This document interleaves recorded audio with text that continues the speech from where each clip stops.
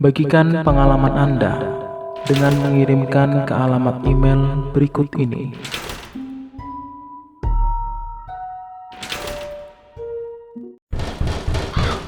Siapkan headset Anda mulai dari sekarang.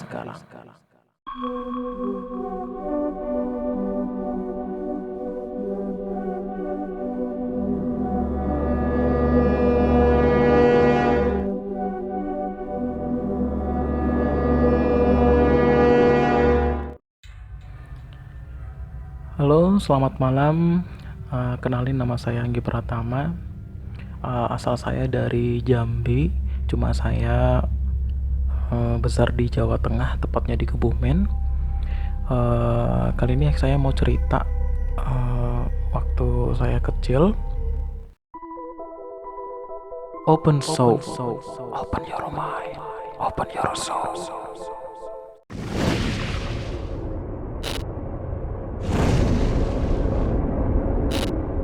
Inilah kisahnya.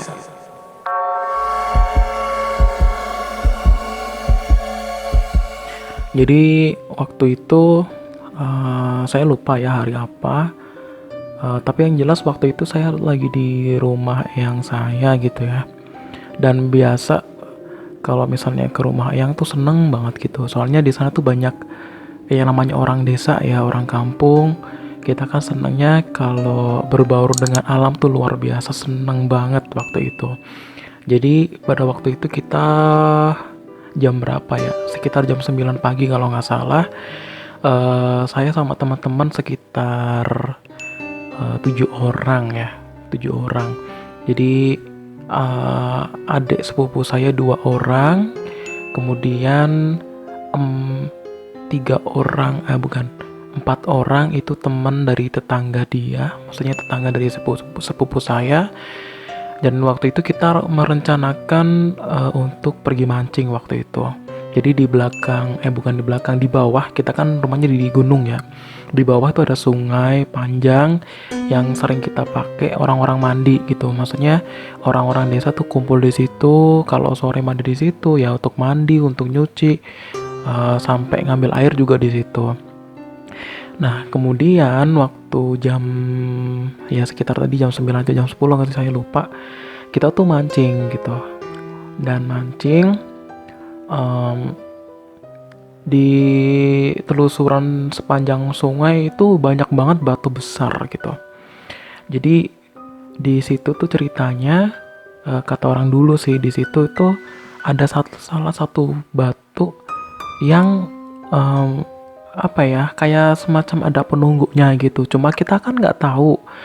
Jadi saya tuh tahu cerita kalau di situ ada batu yang nggak, maksudnya di apa ya, ada penunggunya itu ya baru ketika saya itu ada sesuatu. Maksudnya ketika saya itu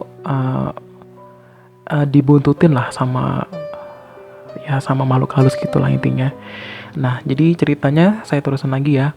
Jadi ketika itu saya telusurin sungai bareng sama teman-teman. Kita nggak nelusurin dari atas ya, tapi kita telusurin dari bawah. Maksudnya dari aliran sungai. Waktu itu memang nggak musim hujan, jadi aliran tuh nggak terlalu deras. Kita tuh niatnya mau mancing gitu kan, tapi karena alirannya tidak terlalu deras, jadi kita bawa juga seser, namanya kayak jaring gitu ya. Kalau orang desa tuh sebutnya, kita tuh jaring tapi kayak bentuknya kayak seser gitu.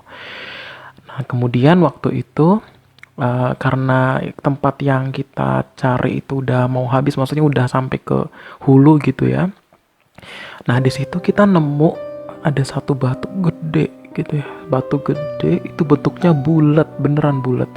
Batu gede bulat nempel di salah satu pinggir sungai gitu kan.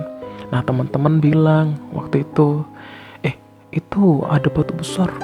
Di situ ada penunggunya gitu. Masa sih gitu kan. Ya kita namanya anak kecil ya.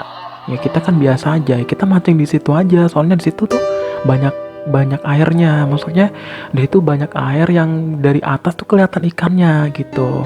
Nah, kita mancing di situ. Nah, kita mancing nih. Udah nggak ada perasaan apa sih, kita terusin lagi nyari ikan gitu kan. Nah, kemudian setelah duhur berkumandang, adzan berkumandang nih, kita pulang istirahat, nggak mandi waktu itu karena kita kan mandinya sore ya. Kita pulang, teman-teman pulang. Nah, kemudian yang anehnya adalah di keesokan harinya. Di keesokan harinya itu aku tuh ngerasa badan aku tuh capek banget dan nggak tahu kenapa dan jadi sebelum saya tuh ngerasa capek, jadi udah 2 hari ini tuh kayak bule kan di rumah tuh ya, bule sama anaknya yang 2 yang sepupu saya itu, kemudian sama nenek saya sendiri itu tinggal di situ. Itu semuanya sakit, nggak tahu kenapa, sakit pokoknya. Dan cuma saya yang nggak sakit waktu itu. Nah, kemudian di keesokan harinya nih ya, saya tuh juga kelihatan kok kayak pusing gitu, lemes gitu ya. Nah, nggak tahu kenapa dari samping bilik ruang tamu itu ada suara berat. Ya, bunyinya kayak gini. Gitu. Itu berulang kali. Berulang kali sampai saya tanya sama Mbah gitu, maksudnya nenek gitu ya. Mbah, itu apa sih? Suara apa sih? Kok kayak ada suara berat gitu, kayak ada yang ngorok gitu kan, saya bilang waktu itu. Mana sih, nggak ada deh, nenek bilang gitu. Mana sih, dia bunyi lagi gitu. Gitu kan. Ya Allah, itu apaan? Padahal semua orang tuh nggak ada yang denger, cuma gua doang yang denger. Nah, semenjak itu saya sakit. Pokoknya semenjak pagi itu saya tuh sakit. Ya, saya sakit, panas dingin, pokoknya panas dingin. Kemudian saya mau minumin apapun tuh nggak sembuh. Sampai waktu itu udah ada SMS belum ya waktu itu ya? Udah ada SMS waktu itu. Nah, jadi waktu itu kemudian ada salah satu saudara saya yang nge-SMS ke orang tua saya yang ada di salah satu maksudnya orang tua saya itu kan, saya kan tepatnya di Bulek ya, jadi tepatnya agak jauh sih memang. Jadi di SMS bahwa saya itu sakit waktu itu. Nah, jadi suara itu tuh nggak terus gitu ya, gitu terus itu sampai malam, sampai orang tua saya itu datang sekitar jam 10 malam nggak salah.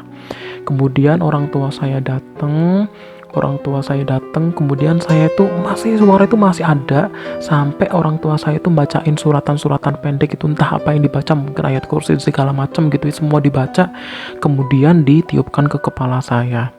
Baru setelah saya dijampi-jampi sama orang tua saya ini, dibacain sama bacaan-bacaan tadi, baru suara itu hilang. Dan pada malam itu pun saya langsung pulang dan udah suara itu udah hilang. Dan sampai sekarang saya nggak tahu ya. Itu suara apa atau soalnya apa. Memang di rumah nenek saya itu sedikit menakutkan lah, karena kondisinya di desa, kita cuma pakai lampu ala kadarnya gitu. Masih ada listrik sih, cuma listriknya itu ya remang-remang gitulah, nggak kayak yang di kota gitu kan. Nah, jadi semenjak itu saya ngalamin hal yang paling nyata di situ. Itu bener-bener rasanya tuh kayak di deket kuping saya itu ada suara seperti itu, dan nggak ada wujudnya sama sekali, dan itu sangat membuat saya itu terpukul waktu itu. Tapi alhamdulillah setelah kejadian itu saya nggak ada rasa takut sama sekali sih. Jadi biasa aja ketika datang ke rumah Mbah gitu ya, dan suara itu udah nggak ada lagi. Nah, saya nggak tahu, dan orang tua sama Mbah itu bule juga itu mengaitkan bahwa kita itu waktu hari yang kemarin kita memang main ke salah satu batu besar yang ada di pinggir sungai itu. Jadi Mbah bilang kalau memang di batu besar itu ada penunggunya, dan mungkin dia ngikut gitu. Oke deh teman-teman, mungkin itu dulu cerita untuk malam ini. Pokoknya tetap positive thinking, tetap pertebal iman kalian, karena kita masih punya Tuhan yang Maha Kuasa yang selalu melindungi kita. Jadi semua apa yang ada sekeliling kita itu fana, dan itu bisa musnah kapan saja di dunia. Maka dari itu tetap kita jaga ibadah kita, tetap mendekatkan diri pada Tuhan supaya kita tetap dalam lindungannya. Terima kasih, saya Anggi Pratama. Untuk cerita kali ini saya ucapkan selamat. Bagikan pengalaman Anda dengan mengirimkan ke alamat email berikut ini.